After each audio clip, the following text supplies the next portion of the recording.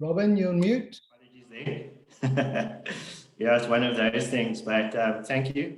Good afternoon, and thank you for joining us for this ISACA webinar, everyone. My name is Robin Williams, and I'll be co-hosting this event today with one of our new committee members, Lucy Chizunza, who is new to our regional committee member structure for the Eastern Cape region. This is the first webinar hosted by the Cape region for the year, and I hope that you'll be engaged and enlightened with our speakers today. We've got two good speakers that will be talking around the topics of cybercrime in the context of how COVID-19 has impacted cybercrime, and then understanding what is required to handle the ever-evolving threat landscape in cybersecurity. Very delighted to see we have a good attendance for this event, and I do see that quite a bit of people still logging on. Before we get started, I'd like to just share a couple of housekeeping items with you. Firstly, if you can ensure that your mics are on mute and your cameras are off to just eliminate any background noise during the webinar and the various presentations. Then this event is being recorded and it will be made available on our YouTube channel. The channel name is ISACA South Africa if you'd like to watch this webinar again, or if you want to watch any of the previous webinars done by the South African chapter. If you have any questions, you can submit your questions at any time during the webinar by simply using the chat pane at the bottom of your screen. We have a dedicated question and answer slots at the end of each speaker's presentation where your questions will be answered. This webinar will earn you 2.5 CPE hours. The confirmations of your attendance and the CPE certificates will be emailed to your registered email addresses.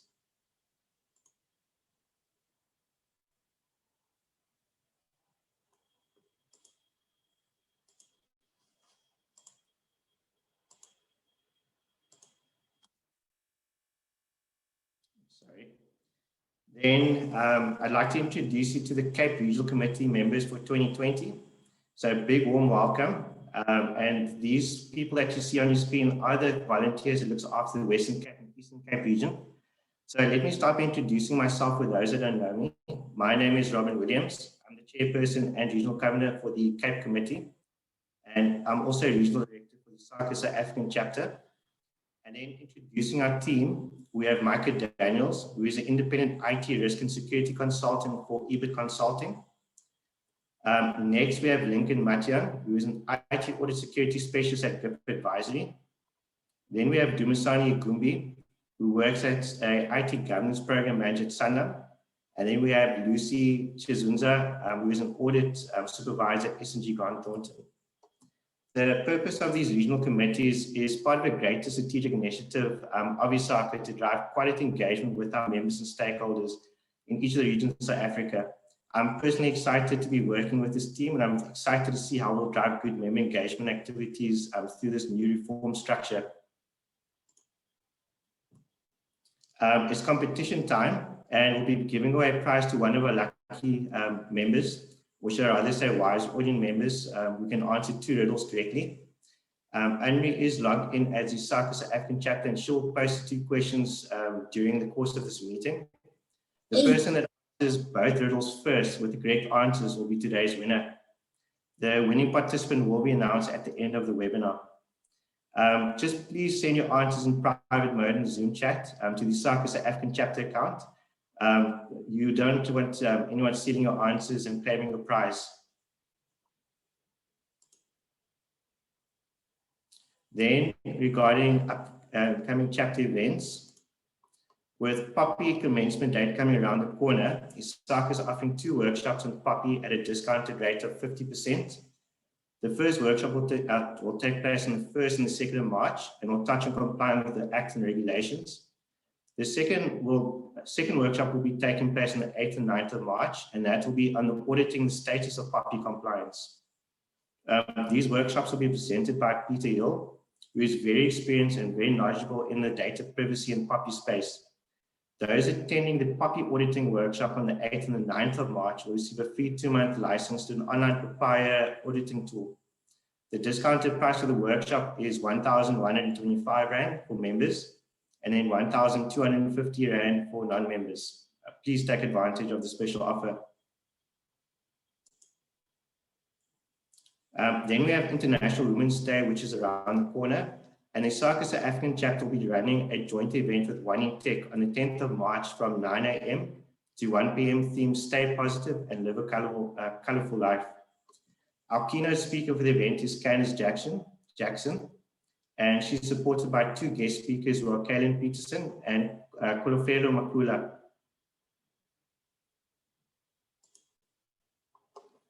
We are also hosting a 2-day online virtual conference on the 7th of June and the 8th of June this year, and it's themed Adapting and Changing Times. The registrations are now open. The link to registrations will be posted in the chat. There is a discount for early bird registrations, and you'll receive a discounted fee of 1,500 Rand for members and 1,900 for non-members up until the 31st of March this year. So please take up this special offer. Thereafter, the prices will increase to 2,000 Rand for members and then 2,500 Rand for non-members. And then still on the conference, we are looking for organizations or individuals to sponsor our event. The sponsored packages ranges from 4,000 Rand up into 21,000 Rand. You can refer to the ISACA Engage website for more information regarding the various sponsored packages offered and the benefits of each. Also, reach out to our office at info@isaca.org.za, or you can call our new office number, which is on the screen. And then just regarding news and updates, it's that time of the year again when the memberships need to be renewed. The initial due date for the membership renewals was the 31st of December, but however, the due date has been extended to the 28th of this month. If you require assistance in renewing your membership, feel free to contact our office team on email or call the new office number, and the team will gladly take you through the process of renewing your memberships. Then we encourage you to continue to apply for our professional designations at no cost. You can complete the form from the link on the slide and then send this to the SACA email address for the Information Systems Audit Professional and the Information System Security Management Professional designations. And then we also have an online store that is selling SACA branded items, which ranges from mugs, branded jackets, wireless mouses, and pen sets, just to mention a few items. I think these are quite good gifts to provide to your colleagues on special occasions, or even just to spoil yourself. You can view the online store by following the link on your screen or the link that has just been posted in the chat. And then onto the main part of our event, I'd like to introduce our next speaker. Her name is Fariel Hoosen, who is an associate partner at Ernst Young in the Forensic and Technology Discovery Services Department. Fariel has over 17 years of experience, of which 12 of the 17 years are in consulting, where she actively works with C-suite management and project owners to better understand the organizational risks and areas of concern within the cybercrime space, and in supporting the clients across various sectors on detailed financial forensic investigations, advising of best practices in order to mitigate the risks which span across organization, from cybersecurity threats, financial crime, anti-money laundering projects, to procurement fraud and employee collusion.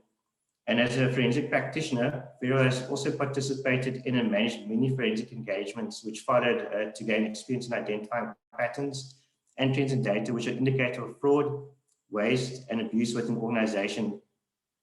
Fariel has also had the opportunity to manage projects across several industry sectors, from providing information and knowledge drawn from the client's financial systems and data sources, to then performing bespoke analytics and reviews, which supports the broader scope of engagements that the firm undertakes.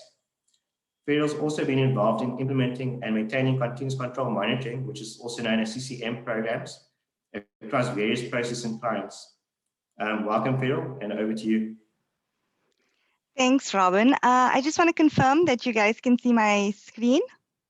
I can see it, yes. Okay, perfect. I'm going to stop my video, but looking forward to the discussion this afternoon. Okay, so afternoon, ladies and gentlemen. Firstly, I want to say a big thanks to ISACA and the team for inviting me to speak at this event this afternoon.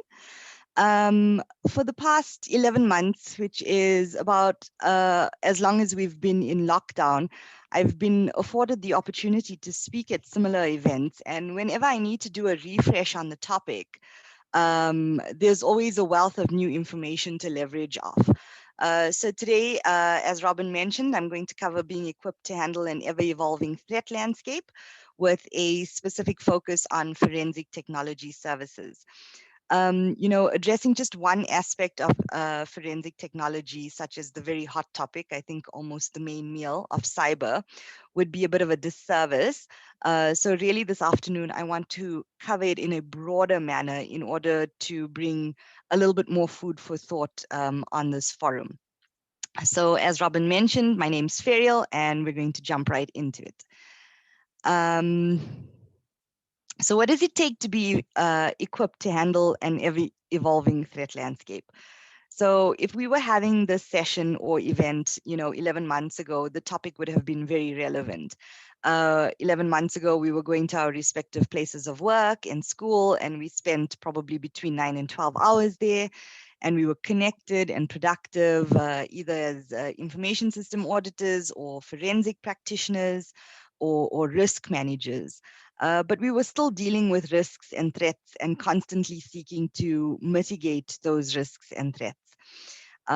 Which cause things like financial loss, exposing companies to reputational damage, creating an environment that was safe from fraud, waste, and abuse.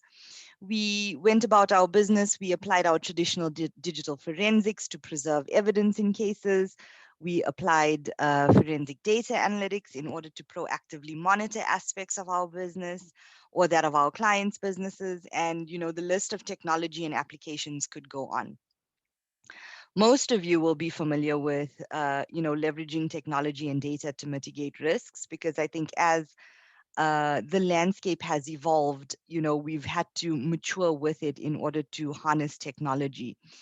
And we've kind of, borne witness to this evolution of fraud and crime in the last few decades. So whether it's moving from printed papers to how users become so familiar with systems that they learn how to circumvent the controls that we've put in place. And now we see, combinations of cybercrime and social engineering in order to manipulate individuals and organizations with the misrepresentation of data. And then we had COVID-19. So 5th of March last year, South Africa announced its first positive case. And a couple of weeks later, we were placed into a national lockdown. And what we saw when that happened was that our threat landscape not only evolved, but it was disrupted in such a manner that even more vulnerabilities to organizations and individuals sprouted. I'm sure, like most of you guys in the audience, you followed the COVID-19 stats, the climbing numbers, and almost, with a disbelief at the fact that this was happening around us. I'd propose a poll, but like me, I'm sure many of you set your default home internet pages to some sort of COVID-19 tracking or stats web page in those earlier months.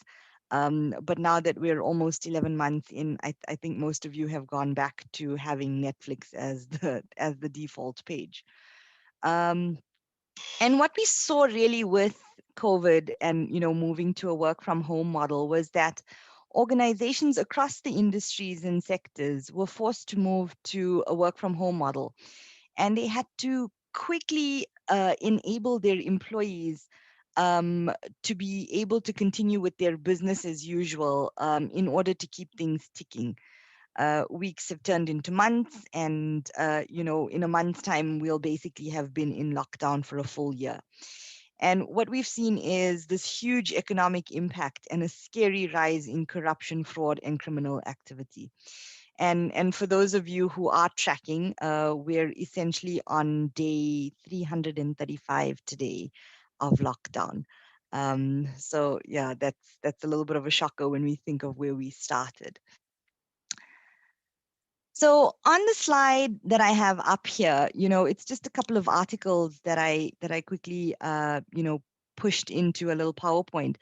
But both private and public sectors have seen an increase in risks. Cybercrime has become even more prevalent, and the trends in the headlines regularly highlight this to us, whether it's around tender fraud or data breaches, or hacking incidents. And whilst fraud was previously rife in South Africa, it's had even more opportunity in recent months to kind of rear its ugly head.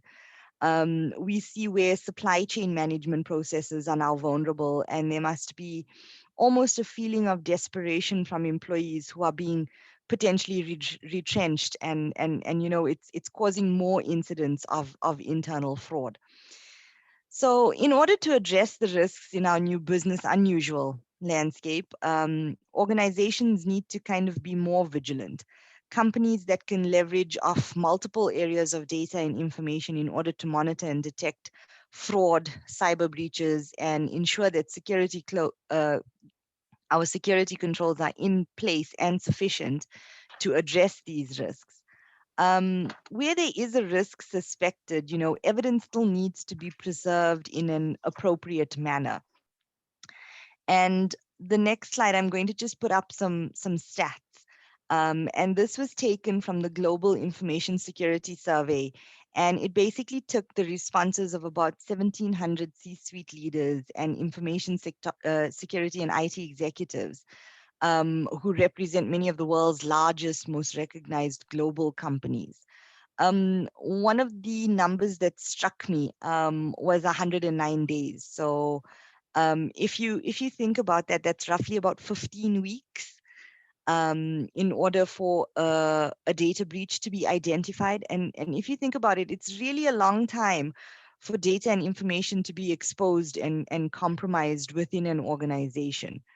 So you'll see there's items such as 34% it's due to careless and unaware employees. You have outdated security controls, unauthorized access. Um, 55% of organizations do not make protecting part of their strategy. And we know that there's going to be certain regulations coming into effect from July, which is going to force us into taking personal information and data breaches very, very seriously. Um, so that was just a little snippet out of the Global Information Security Survey. From a from a collections perspective, there's still a requirement to adhere to certain protocols. So you have to be able to preserve evidence in a forensically sound manner. And what COVID-19 has brought about is a couple of new challenges with regards to collections. I know in my experience now during this lockdown time, we've certainly seen a shift to you securing email server data as a first point of call.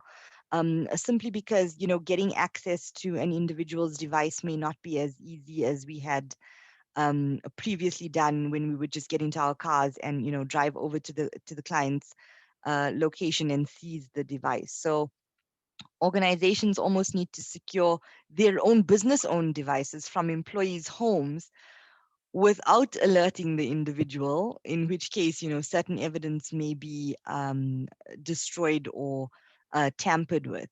So we've got a previously difficult situation from a human confrontation perspective, has now become more of a logistical gymnastic act in order to secure devices potentially at the same time, while still considering health and safety measures for our teams and those individuals from the companies who perform these types of services.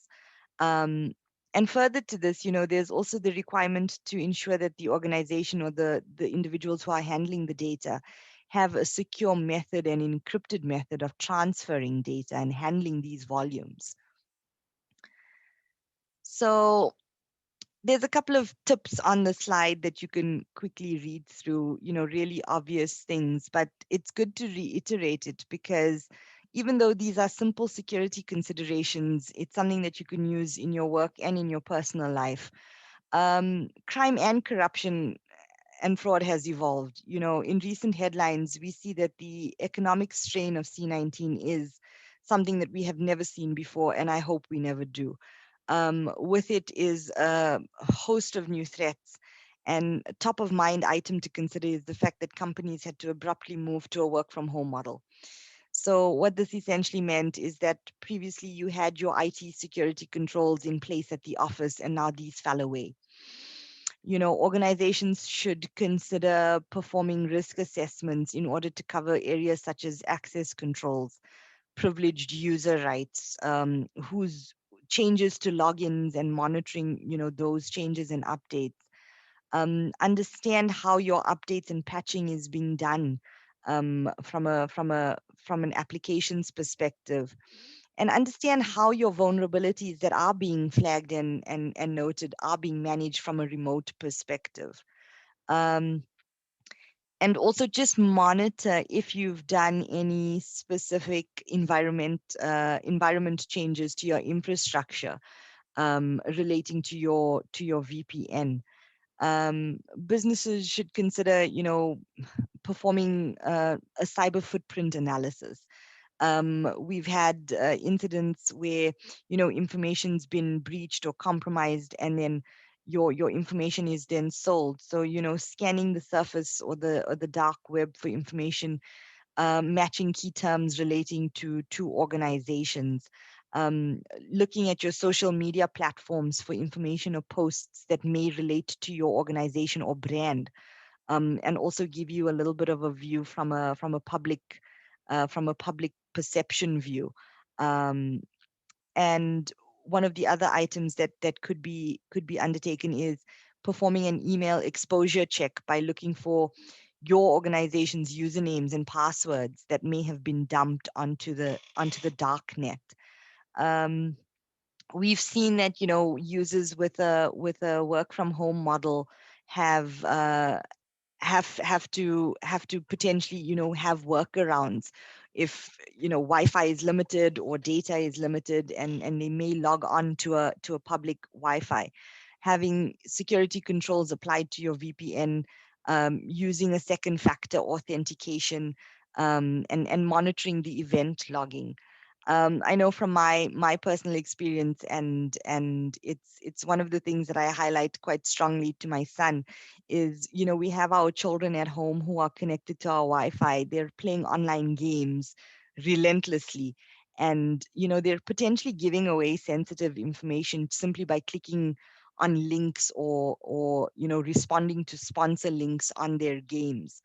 On the other hand, we also have our elderly parents who actually still sometimes want to respond to an SMS attack, which is called smishing, and they don't understand that the risks that these pose when it looks as though their bank is asking them for information in order to not lock their account. So it's a combination of being aware from a social engineering perspective and understanding what needs to happen.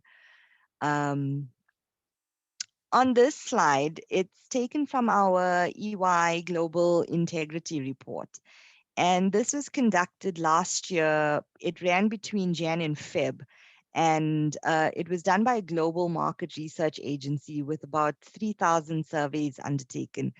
And it covered board members, senior managers and employees within the organization.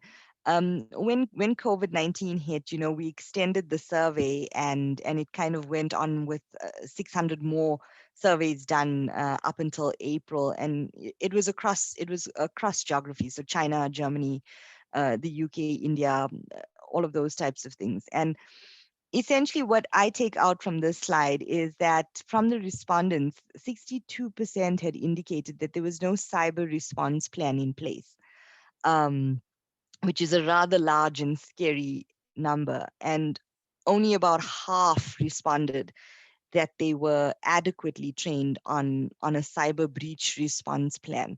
So it's really telling of how things have shifted and whether or not organizations are actually equipped to handle something like this. So just moving on. So I think there's going to be a big focus on remote working going forward. I read a little bit earlier that there's a 2-year 10 billion rand vaccine purchasing plan put in place. So I think, this way of life is going to be with us for a little while. So, devices with employees who are working from home are no longer within a set defined perimeter. So your existing controls, are no longer protecting those devices and that information. It's not being given the same level of protection. And these protections, could have been taken for granted by your employees or within the organization, because they come in, they log on, patches and security updates automatically happen in the background. There's been a big spike in terms of pandemic related phishing. The criminals are using this opportunity to kind of trick people into clicking on malicious information. And there's lots of fake news that's going around from a public health and information perspective. So it's creating confusion, and people perhaps not using best judgment, and are more susceptible to phishing attacks.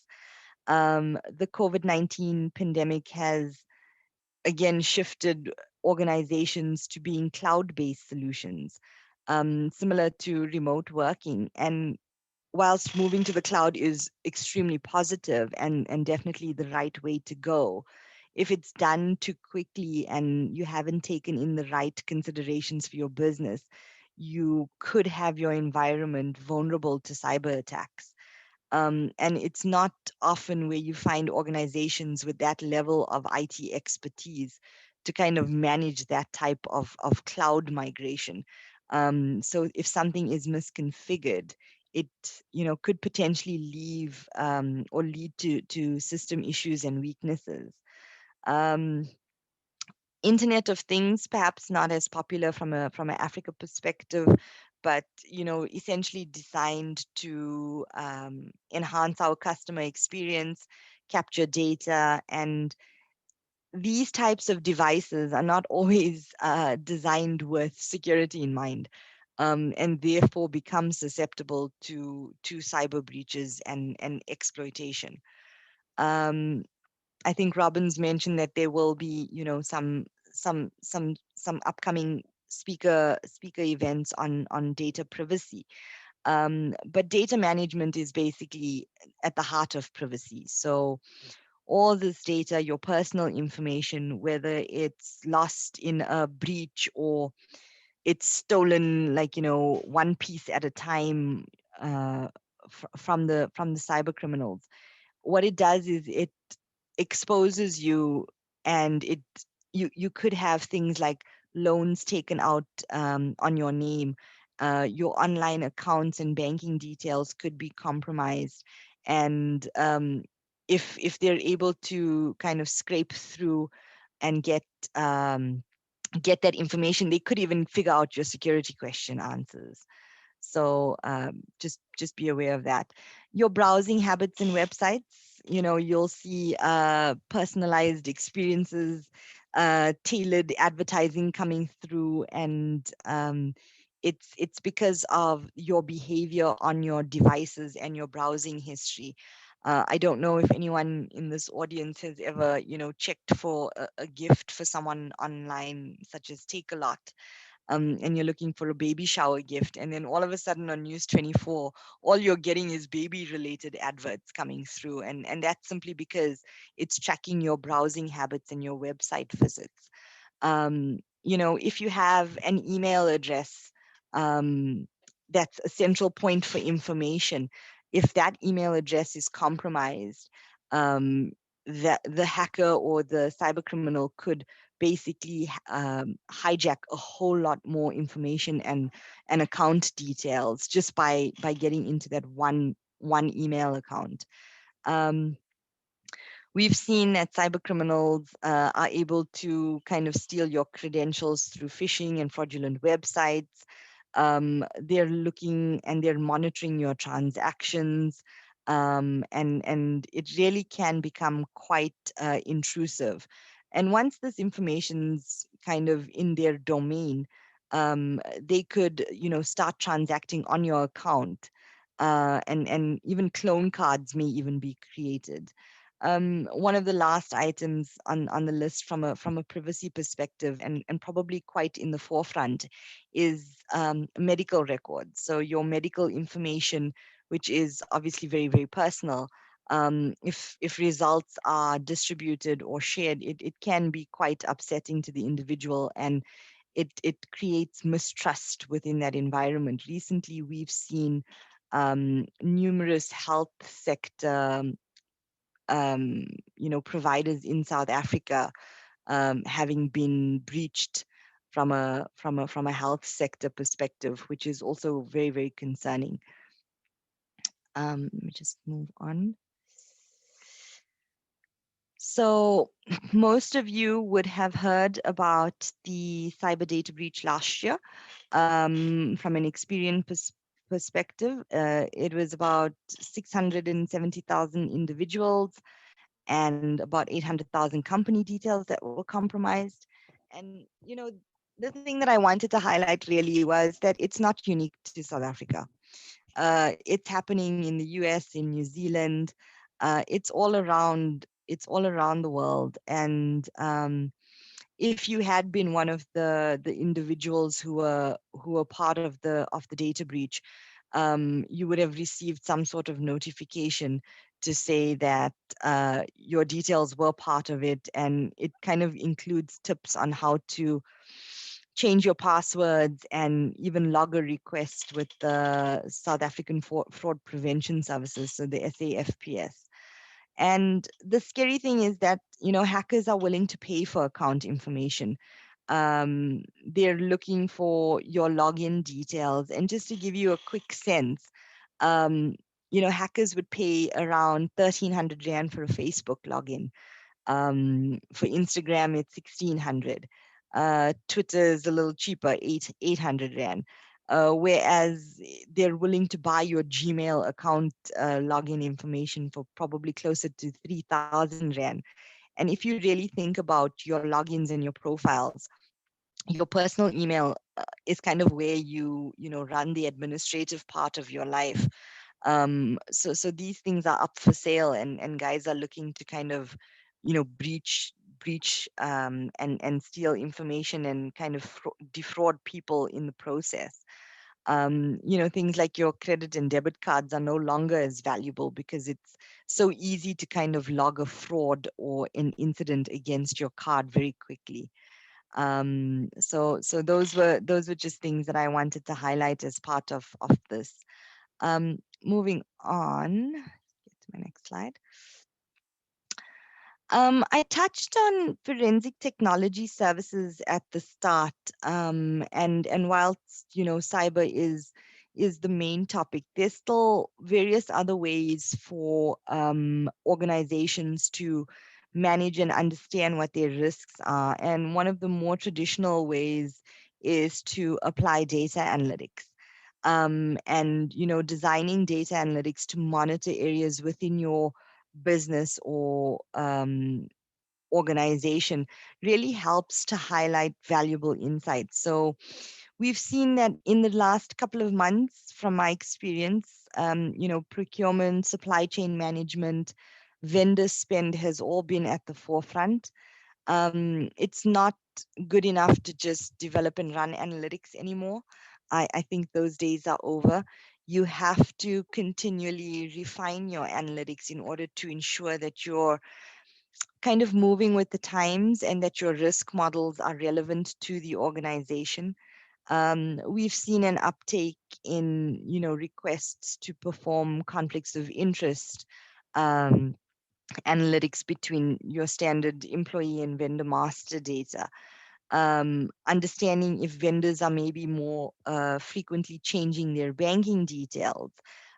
We've even seen incidents of requests for banking details to be changed, and you can clearly see that it's, well, on closer examination, that it's not actually from said vendor. So all of this plays a much larger role in perpetuating this fraudulent behavior. Um, Assess the data that you have, apply analytics, put something continuous in place, whether it's from a transactional data perspective or a master data perspective. Another way to assess potential areas of risk for organizations is to monitor the social media landscape. I think in the last couple of years, we've seen such an uptake on Facebook and Twitter and social media that it's a source of valuable information if scraped correctly. We've seen applications being able to scrape through online sources to identify potential breaches, risks, individuals who are maybe behind it, and to kind of monitor the reputational aspects of an organization. So this could also be positioned as something that's proactive from a monitoring controls perspective. Um, so one of the things that's really important is to have some sort of holistic incident response policy and plan in place. It's quite critical because when something goes wrong, you need to know how to respond to that. And the reason I say incident response is because there's various response streams required depending on what your incident is. So it could be an internal fraud that's been committed. It could be a cyber breach. It could be an unaware employee leaking information accidentally. And we've really touched on the requirements from a digital forensics perspective. And whilst the cybercrimes bill hasn't been signed yet, it's still in the process. But I think we're very, very close to see that becoming an act which will focus on criminalizing the theft and interference of data, which is definitely a step in the right direction from a legislation perspective. Um, and not only that, we kind of need these guidelines in place to hold those individuals accountable. Um, on the next slide, I've just put in, three kind of sources that could be leveraged. IT Web's a pretty nice, simple layman's kind of website for relevant content and articles. I believe that information is power. So the more you know, maybe the scarier the world becomes. But it does put you on the forefront of how to deal with these types of situations. Google Alerts, not really a news provider, but if you're in a specific industry or in a specific role and you want to set up some alerts, and just by using the correct keywords, you could do that. Something like cybersecurity, if you're obviously in the cyber or infosec team. Um, and then for the guys who are a little bit more savvy, you can always go to the SANS Internet Storm Center. They do daily posts on threats and those types of things. So they've got guest writers who come through and speak about their own area of expertise. So what you really see is a nice broad variety of topics that are covered. And for me, staying informed is really critical. And that is the end of my slideshow and talk. So I'm just going to check if there are any questions. Thank you, Fariel. I'm going to check the chat now. But yeah, maybe just to get started, I got one question for you. Just in terms of cyber security consulting, how can we address the current cyber skills gap within our country? So, it's a difficult one because there's so many courses that are out there, and not necessarily one course is going to be able to give you the experience and the knowledge that you need to deal with the cybersecurity environment. I face this challenge as well. You learn something, and by the time you get to put it into practice, it's already outdated. I mean, we've seen courses come and go around ethical hacking, understanding, SOC environments, being able to to help clients manage that. So it really is a tough one. From my perspective, I think, just trying to understand what's available and picking the right one that's almost a little bit more generic and maybe not so specific to a particular thing. gives you a more holistic view or technical experience from a cyber perspective. Okay. We've got Stan Nome that just made a comment, and maybe feel free to share thoughts on it. Says he doesn't trust Google with his data. I don't trust anyone with my data. I had a long argument with my son's school because I have to do a daily screening form, and I'm like, where's my details going? I'm still waiting for a response. So yeah. Yeah, no, definitely. I think there's a big spotlight on data privacy, especially with what happened with WhatsApp. So I think like the people in our country are becoming a lot more informed, as these things are hitting headlines. And so next question I wanted to ask you as well, how does South Africa compare to the rest of the countries when it comes to cybercrime? So I think from an Africa perspective, there's probably a lot of cyber breaches and incidents that are not reported. There's a focus on cyber, but it almost comes a little bit too late. So something has happened, there's been an incident or a breach, and then there's, a budget to bulk up your InfoSec team or start running a security operations center or those types of things. So I think, from an Africa perspective, we're still on this journey to understand that protecting our environment and our data and our employees and our intellectual property as organizations need some sort of investment, and we're seeing that slowly take an upturn. But I think as more and more incidents are reported and it gets a little bit more limelight, investment will be made in this specific section. Okay, great. Got some questions. I see the questions are rolling in. The next question, what's your recommendation to BOD, and I'm assuming that's bring your own device? We don't have much appetite for cybersecurity program discussion at the level and see it as largely operational. So I think BOD is board of directors. So yeah, the question is, what's a recommendation to the board who don't have much appetite for cybersecurity programs discussions at their level as they largely as operational? So from a board of directors perspective, run a simulation. See how they would respond, put something of value, and it's in a safe environment. I think when you don't have the appetite to spend money on something like this and something does happen, it's almost too late. We've seen what can happen from a reputational perspective, and what really happens there, it's difficult to put a rand value to. So from a board of directors perspective, it's to take them on the journey, to make them understand. When people hear technical speak, they really do start switching off. So for me, it's to have the right conversations. And if your chief security officer is able to kind of speak to the CFO and the CEO and take that discussion forward to board of directors, then that does help. But it's a grudge buy. Yeah. No, definitely. Yeah, I think it's always like at the board level, they don't see it as a risk until the organization gets it. And I mean, that could take many months after, you've been compromised, and it could be late. And you're dealing with, direct financial losses, you're dealing with reputational damage if it gets out.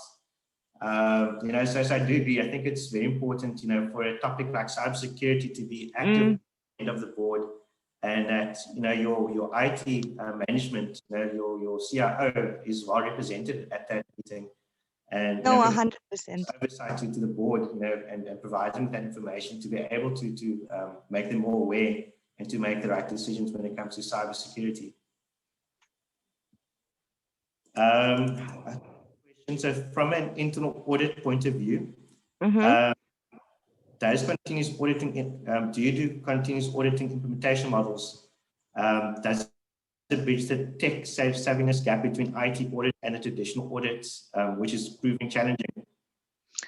So I think, again, it's something that does take time depending on the maturity of where the client or the internal audit team is. I know of clients and internal audit programs who are far ahead of the curve. And then I know of other functions where, if you just put in like a little bit of a Power BI or a visualization in front of them, then it becomes a little bit of a change. So having that right person to fill the gap in order to translate what internal audit needs to achieve, leveraging of data and technology, is really where you need to be focusing. So it's definitely something that we've seen an uptake in from an EY perspective. We've got data and technology embedded as part of our processes, and again, it was we had a little bit of resistance at first, but that was a while ago, and now it's just become part and parcel of what we normally do as part of the traditional audit. Yeah, I mean, just out of interest sake, I mean, what type of tools can you use to enhance your continuous audit capability in providing assurance over cybersecurity? So from a cyber security perspective, I kind of mentioned a few scraping exercises. One of the things that we like to position is, and you guys may be familiar with something called like a fraud risk, a fraud maturity assessment. But now the topic is cyber, so it's almost a cyber program assessment. So where are you? Are you, where are you and where do you want to be and what do you have in place? And we kind of cover like 20 domains in that space. So whether it's your network security or patching software, those types of things, and then you kind of get a score, and then that's almost a little bit of an eye opener for you to understand where the organization is from that perspective. Yeah, I've seen some good GRC tools that almost put out like almost like sensors in your environment, and yeah, it kind of scrapes your entire for vulnerabilities and any types of information, and it is Even in a nice yeah, dashboard. even doing a scrape through for like malware. So I mean, you can easily get a list of malware out there, not the actual files, but like a list, and you could run a little scraping tool through your environment from an endpoint access perspective as well. So. Perfect. The next question comes from Sibusiso, and the question is: can cookies form part of a gateway to a cyber attack? I will have to get back to you on that. I would lie if I told you the answer. So my view on cookies is not flattering. I don't know if any of the guys have watched the Social Network, I think, and how cookies are actually used.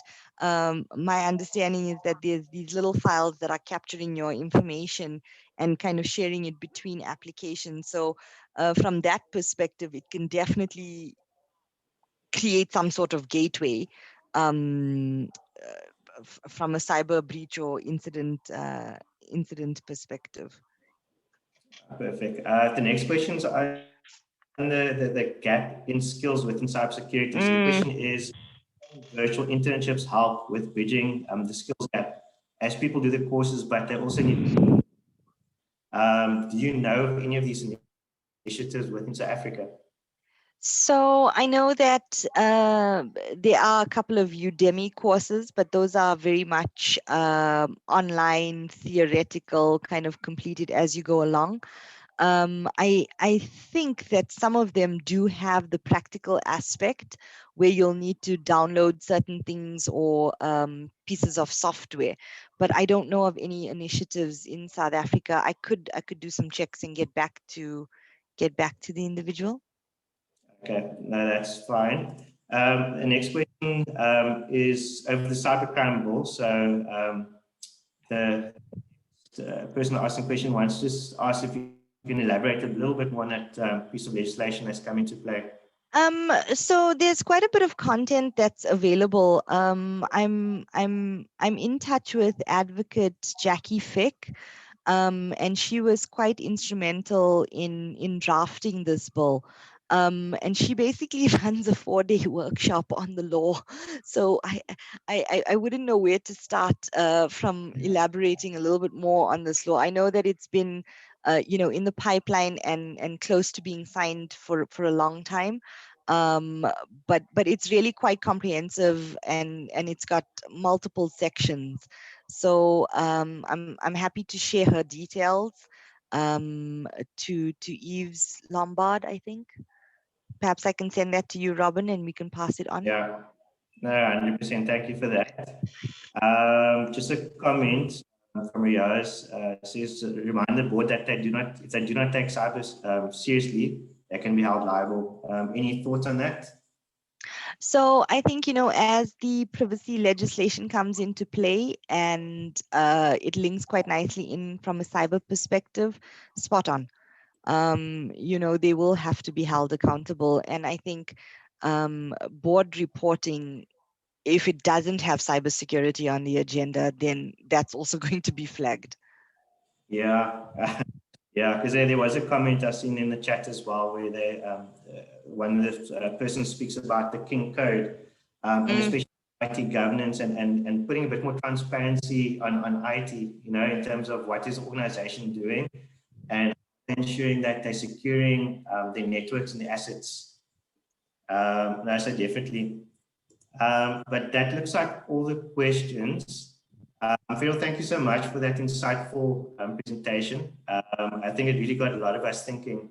And I think also with the cybersecurity bill coming in, I'm hoping that that's going to drive, improvements within organizations in terms of how they secure our information that they store.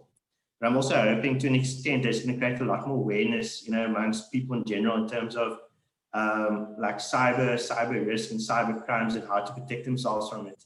But also to have an avenue to lean back on if they do get affected by it. Because I do understand that if you get hit by identity theft, people don't know where to start. It's quite a cumbersome process in order to to salvage what's been taken away from you. But I'm hoping that this does address that, and that we will start to see reduced cases going forward. Thank you so much for that. Thanks so much. Thanks, guys. Thanks for the questions. Cheers. And then I'm just going to ask Lucy to introduce our next speaker. Lucy, over to you. Thank you, Robin. Good afternoon, everyone. Our next speaker, ladies and gentlemen, I would actually want to start with his qualifications. First, okay, not all of them, just some of them. He graduated on BCom Honors Degree in Information Systems, Cyber Forensics, cum laude, ladies and gentlemen. And also MCom Forensic Accounting Degree, cum laude again. Currently, he is the Managing Director of Cyanre, the Digital Forensic Lab, and Lextredo EDS, which specializes in digital forensic investigations, fraud, trend analysis, incident response, e-discovery services, litigation support, yes, all that. Pause here for a moment. He established and commanded the Subnational Computer Crime Investigation Unit from 2002 until 2002. Let's pause here for a moment, ladies and gentlemen. Do you know where I was at that time?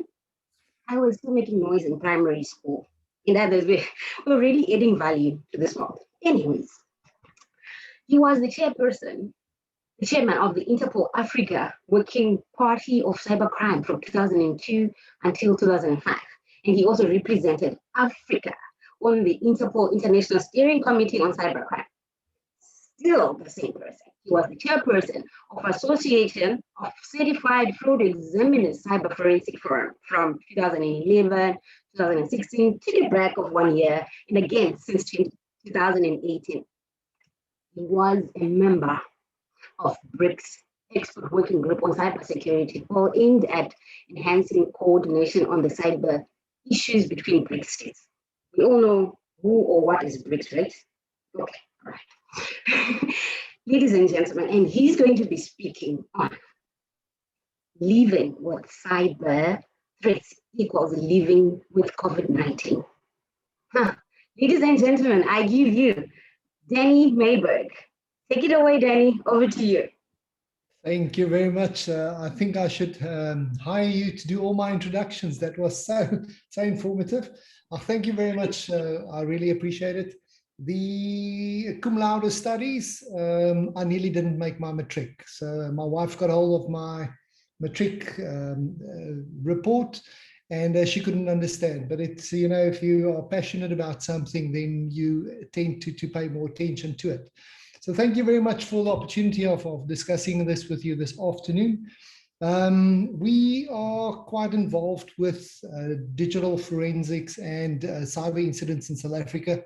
We've been quite fortunate in that we helped a number of the organizations that you know about from the news media, as well as what Fariel has mentioned during the incidents that they faced. So we've got quite good first-hand knowledge of what's happening in South Africa. Cyber forensics, like, I think, and hopefully I'm not being a doom prophet, I think is with us to stay with us, like we are going to have to live with COVID going forward. And I think this becomes a part of our lives in terms of how do we manage it, how do we detect it, how do we deal with it. We're never going to reach the point where we can say, listen, we have protected our systems to such a point that we are safe. You know, if a client asks you, how can I safeguard my systems? Well, then take your computer out of the box. That's the short answer with it. So when we are involved with a cyber incident, a lot of times we see that the board or the management team is very upset with the IT department. They want heads to roll. But if we dive a little bit deeper, we see that the IT guys are not getting the recognition or the budget that they've required. A lot of times, you know, if the board asks, how did that breach occur? It's because you didn't pay for the firewall that the IT department wanted or so. So we're going to jump in. I'm going to take you through what our perception is of some of the biggest threats that we're facing and what we're seeing from the hackers side. We've seen quite I want to say an improvement on the type of attacks that we're seeing. Yes, we still have our script kiddies type of attacks. We've got our rent a hacker type of scenarios, but we are seeing that the syndicates are really putting their money where their mouths are. They are investing in technology, they're investing in skills, they're running businesses. We're seeing, especially with the ransomware environment, that we are dealing with teams that are working shifts. So let's dive into it. I'm going to just switch my video off here. So basically what I've done is I've structured my talk surrounding the attack chain. Many of you will know the attack chain. I'm going to take you through it in terms of how we see the hackers are actually preparing for it, and also addressing some of the risks there for you. So in terms of the risks that we're seeing, the biggest threats in South Africa, we basically have three. The first one is a business email compromise, or BEC. That's where the perpetrator gains access to information. Typically that is on an email system, external online email system, Office 365, Gmail, etc. They read through the person's mail, they see what you are busy with. We've had clients where the husband or the wife sent the husband or a partner naked pictures. That wasn't send items, thinking, you know, you forget about it. The hackers get hold of those images and they would extort you for money. More generally, what we're seeing is that they are on the lookout for, are you dealing with financial transactions? Do you have a broker that's doing your investments?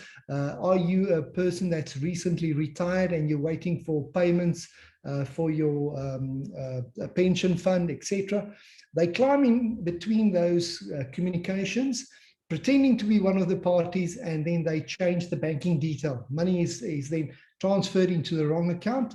And with our banking systems, unfortunately, the criminals more often than not gets away with the full amount. So the Secret Service here locally in South Africa has given us and shared some detail with us through Sabric in terms of where they're estimating that globally about $300 million are lost per month because of a global BEC frauds.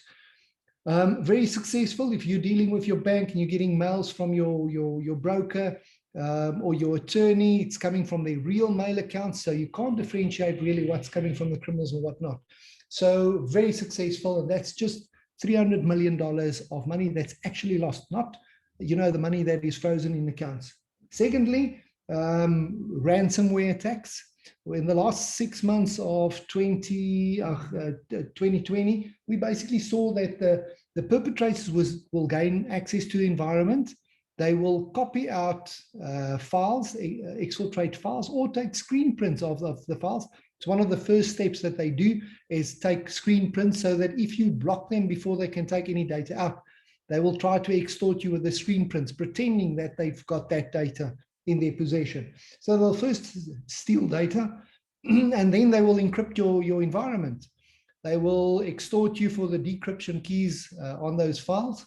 And if you refuse, they will then disclose to you that they've actually stolen files, or after you've paid the ransomware for the decryption keys, then they'll disclose that they've actually got files, and they will extort you for that.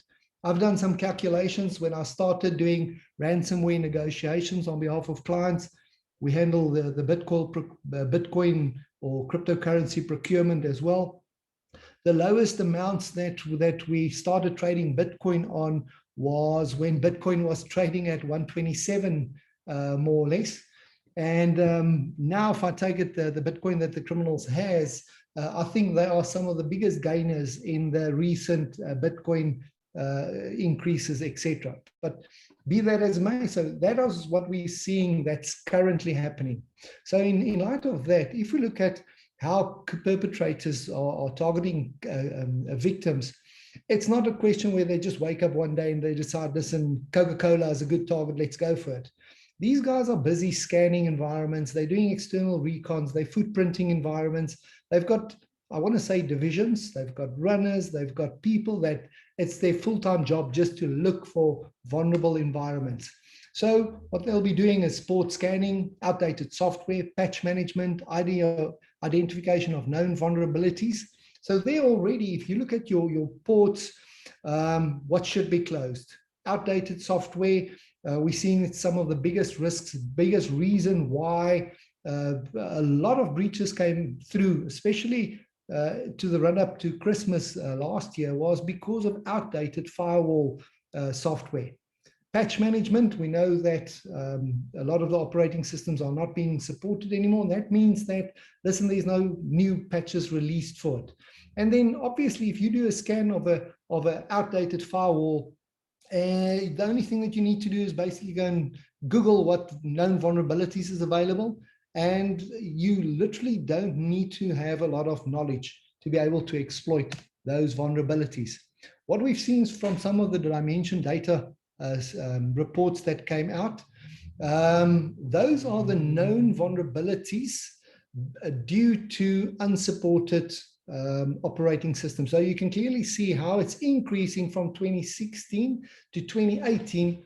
We're sitting with 16,500 known vulnerabilities that is known on outdated operating systems. If we look at how long it takes, from the same report, how long it takes organizations to actually remediate those known vulnerabilities, we can just look at critical, high, and medium. We're talking about anything from 130 days through to close to 200 days, where organizations are not patching, not fixing known vulnerabilities. The majority of cases that we've been involved in, the known exploits was known in the public domain, notified by the virus, by the organizations, firewall suppliers, etc., that there's known vulnerabilities and they are not patched by companies. A lot of times companies are outsourcing that responsibility to external service providers, and they're not following up with them. So if we also look at the second aspect, the planning preparation phase, if you know that a person's got vulnerabilities, you can do something like hacking as a service, social engineering, buying of passwords or databases, creation of transferring accounts. So typically what we're seeing is, on average, a hacker will be We'll go into looking at how long they are in the environment. But if they are preparing to start stealing data, start stealing money, they will create transferring accounts, bank accounts, all of that. So we've seen an average of about 38 days from where a hacker will compromise your password until they are able to set up bank accounts, etc., where they want to transfer money into. Social engineering, you know, if you look at my profile, you'll know that I like mountain biking. They do adopt that attack to fit the victim.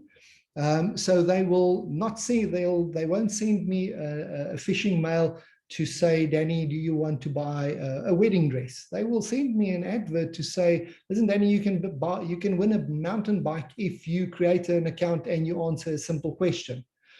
So typically what we're seeing, 95% plus of people are using the same password all over the show. If I get a phishing mail and there's a link to say, Danny, we want you to create an account and answer a question, please enter any username. They will require your email address. And then if they ask a password to be created with that account, 95% of the people will use a recognized password. That's how they capture it. Then also we've got sites like Have I Been Pawned, where you can actually go and do a search to see whether your accounts have been compromised. Here's some of my accounts that's been compromised: LinkedIn, Apollo, Adobe, etc., where they can go and buy your email addresses and passwords and or usernames, etc.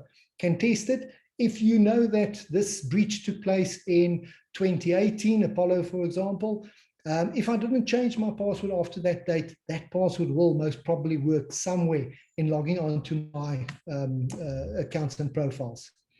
The next phase is the penetration or the infiltration, where they'll personalize that attack. They'll decide what's the delivery or execution mechanism. And we're seeing that the majority of attacks are really, really successful. So this is also just from Dimension data, where the attacks are coming from: brute force attacks, web attacks, reconnaissance, etc. We are seeing that the organizations are being compromised, anything from a listed company on the JSE to your small mom and pop shops. So this is some of the phishing mails that we see. We do see that the criminals do follow what's happening in a country like South Africa, so they know where they're targeting. Not necessarily that the criminals are coming from South Africa, but we are seeing that within tax season, they will modify their attacks to present or to pretend coming from SARS. Netflix, for example, Dear Taxpayer, there we've got a SARS type of attack. So they do go through cycles, and they are, you know, they adopting their approach to what works within that environment.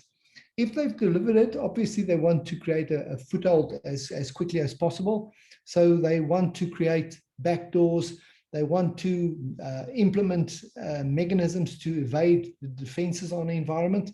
So typically what we're seeing is, if you've got an environment where your antivirus is not being pushed out by a central server, they would, well, in any case, if you leave it up to your users to do the updates on their virus protection, most probably that is very, very outdated.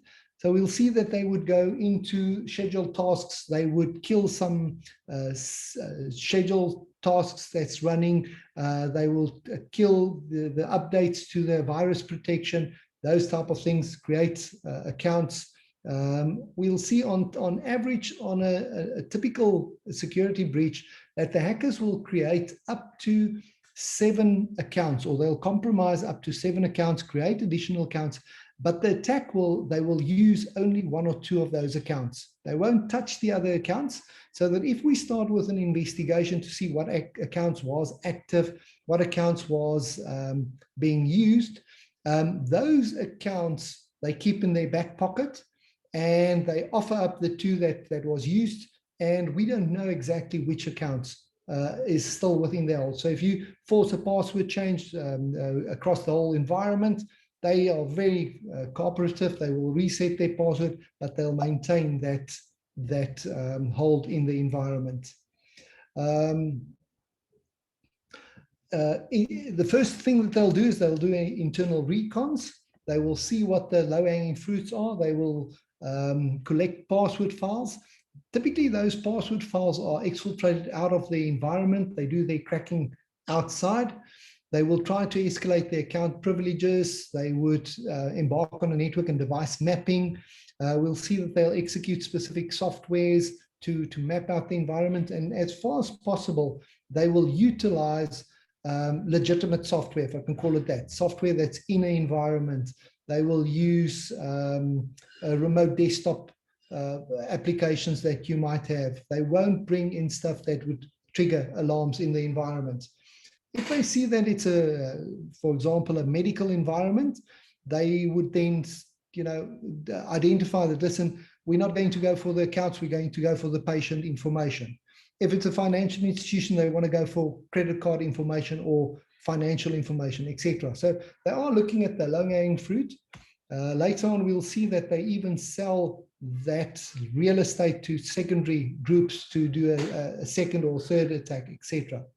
So what we found in this environment is a lot of times they would copy out the password files, they will crack those, and this is actually coming from a real live investigation that we did for a client. So if you look at that, we've got, and if you've got 775 users that's using password 01 as their password, they use the client name, 120 accounts, password 02, 03, 06, all the way down the month.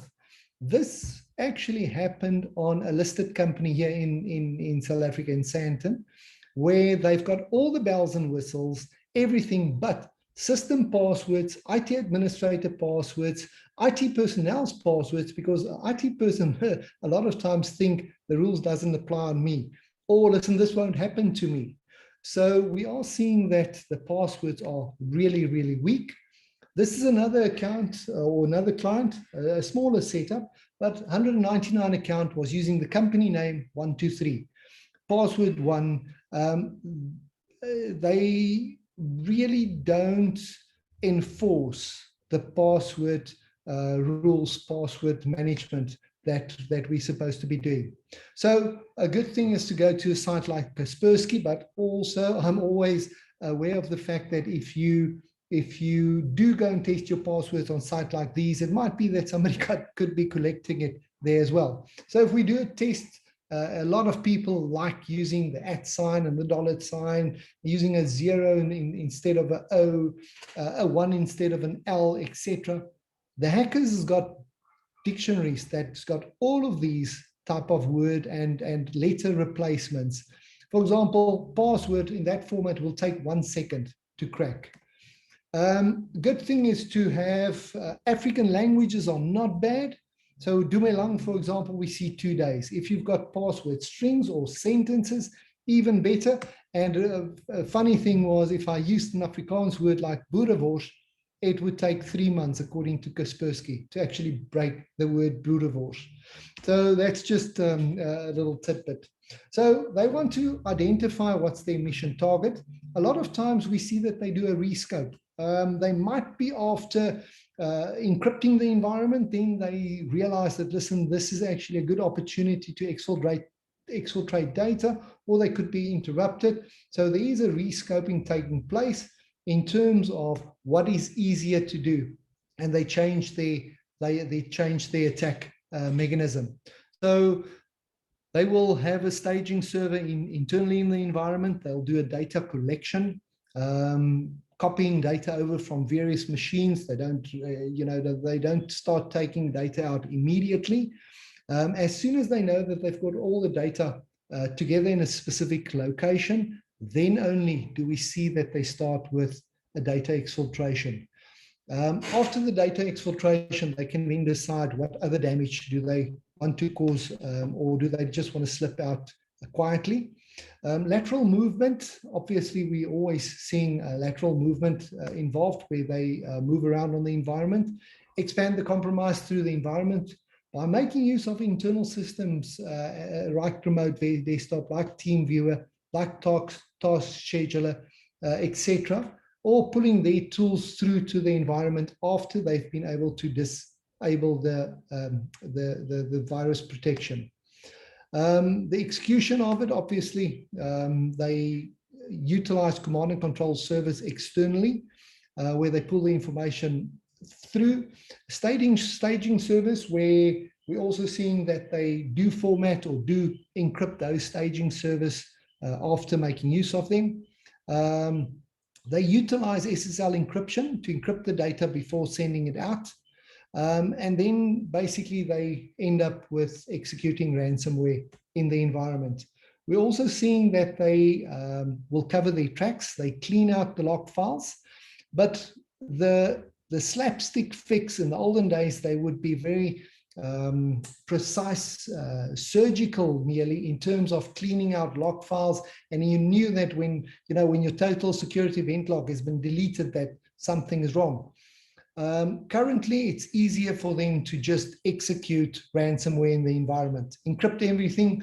It's a DoD standard encryption, so it's very difficult to crack it.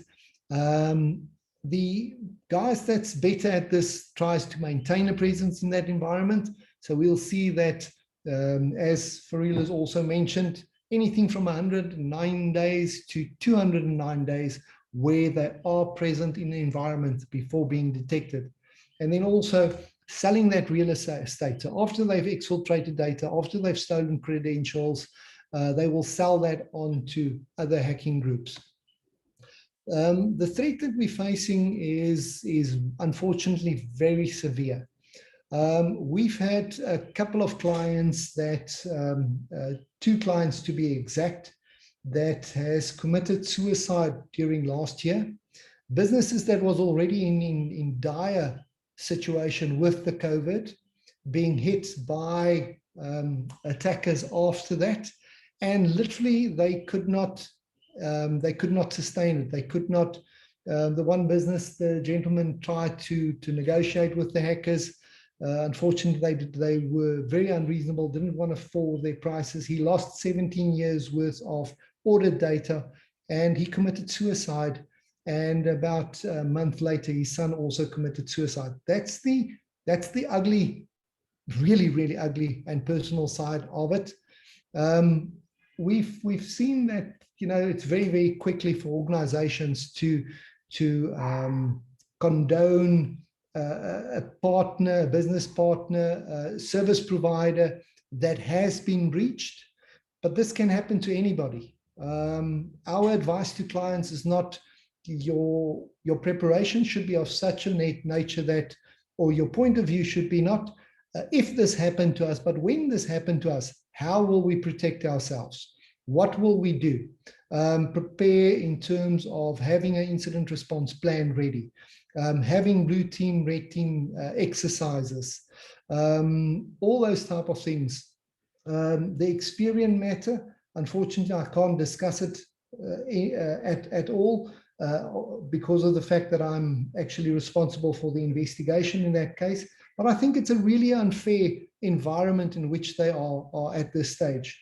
They cannot really disclose exactly what has happened because it's an ongoing police investigation as well. And there was actually no hacking involved. There was no external breach breaking into their systems. Hopefully at one stage they will be able to come and disclose it. But the unfortunate part is that, all of us that are just as vulnerable is very, very easy to point the finger, and we don't actually really know what happened in that environment. We've had companies like Liberty, like listed companies that's been breached that has acknowledged it. And I think at some stage we are going to reach the point in South Africa where when the information regulator is full steam active and really prosecuting people and getting involved, etc. We are going to see this on a daily basis where companies are going to have to disclose that, listen, this has happened to us. The attacks are really quite sophisticated, and all we can do is try our utmost best to do the basics. We're seeing a lot of times that The breaches are stupid mistakes. You know, it's a person that was setting up a new server. They want to test it. They didn't realize that the domain controller is sitting behind the firewall. The server is on the outside, and they open up a gateway to that test environment. And the hackers at that point in time just breached it. So, you know, I think don't ignore the basics. Return back to the basics. Make sure that we don't have outdated software on our environment. Our patch management should be up to date. Virus protection should be the best that you can afford. You should have your incident response plan ready. And password control. Don't believe your personnel that they actually are using good passwords. Take those passwords and try to break them. Download tools and attack the passwords internally. So thank you very much. Over to Robin. Robin, if you want to handle some questions. I've got a little bit of knowledge on the cyber bill. I've also been involved in doing inputs on it, etc. I won't give myself out as a legal advisor, but I could maybe answer one or two questions in terms of the cyber bill as well. Thank you, Danny. I'll be taking questions. Sorry, Lucy. All right, no problem. I saw earlier MC Baker send a question when you were starting, and she says, have you seen any attackers using the recent SolarWinds attack vectors to target South African companies? We've actually not seen from our limited point of view, we've not seen any of it. We do have quite good links with the Hawks and the US Secret Service locally, as well as the NPA, where our nodal point is also based. But we've not seen, we have been approached by a number of international companies that has realized with an attack like SolarWinds sweeping through Europe and America, that the service providers in our playing field was just immediately taken up by the biggest companies and wasn't available to help anybody else. So we've actually been approached by international firms, but no local firms. Okay, thank you. Another question we have is, which cybercrime techniques in online banking do you consider the most dangerous, in your opinion? Sorry, can you just repeat that? Which cybercrime techniques in online banking do you consider the most dangerous, in your opinion? Okay. From when we started with cyber forensics in the late 1990s in South Africa, when I was with the police and thereafter, I was always of the opinion that our South African banks is actually quite strong in terms of their security. Banks like Citibank in America, etc., we would see that they were more vulnerable than South Africa, and we actually learned from them. We were able to harden ourselves. So my opinion is that the South African banks are actually faring very, very good in an international environment. Where we're seeing where the compromise are taking place is on the user side. They would rather attack the clients, infest something on their computers, etc. As I mentioned, in terms of financial fraud, the biggest thing is compromises on your mail account, online mail account. If you don't have two-factor authentication on your Office 365, on your Gmail accounts, that is where they're going to hit you. They're going to take anything from $5,000 to a couple of million, depends on how much you're dealing with. So that's the biggest compromise, somebody gaining access to your webmail account, reading through that, and then taking over that account, mailing out to your lawyer. If you're buying a property, diverting deposits. If you're making payments or receiving payments, to divert that money. Okay, thank you. Ladies and gentlemen, if you have more questions, please put them in the chat section. Another question, Danny.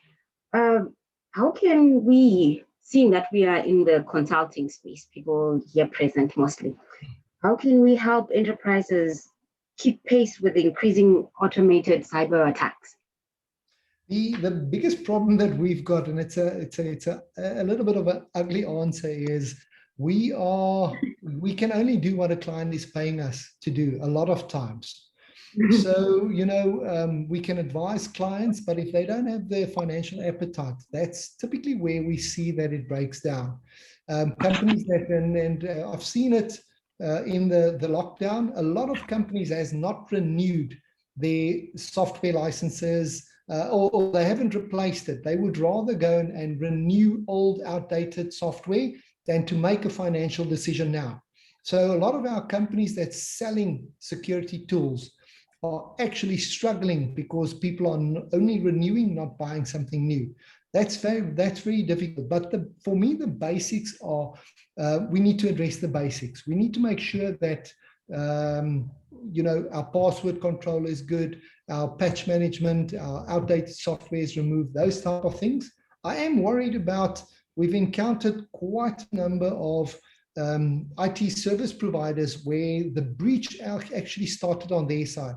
So we've got a IT support agent that uses the same password on all his clients' systems. If they breach one of their clients, they can jump from client to client. So, you know, from a support environment, we should also adhere to the rules. Okay, thank you for that. I see we don't have questions anymore.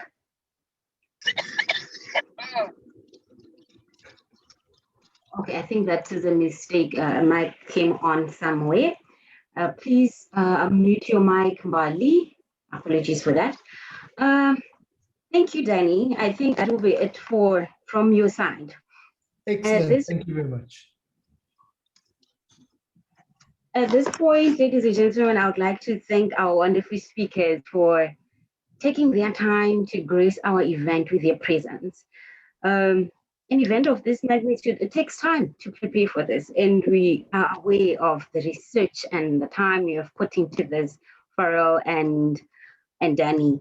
We really appreciate the expertise you have brought and your experience that you are sharing with us this afternoon.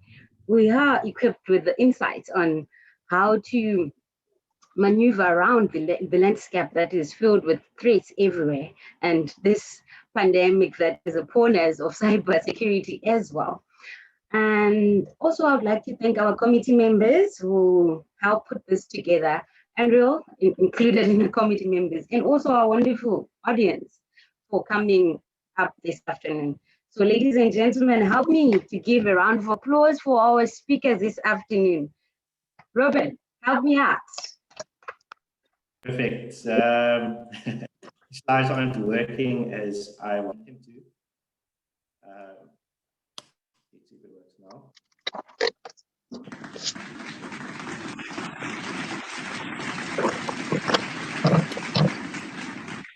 There you go. A nice warm applause.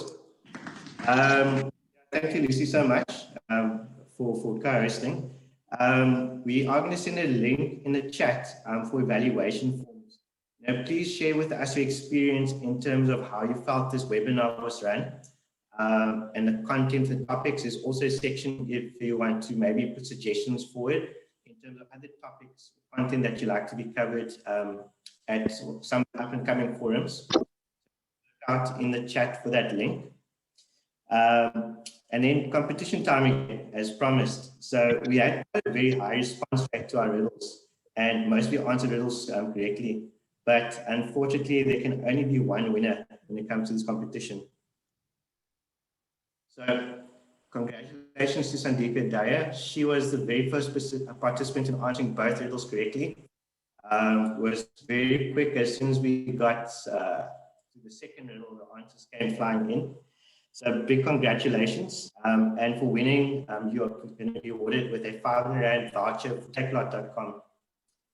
The ISACA head office team will make contact with you to get that voucher too. But we don't stop there. We're having a bit of an open moment today, and we thought, let's extend this to a second winner. And just want to do a bit of a drum roll.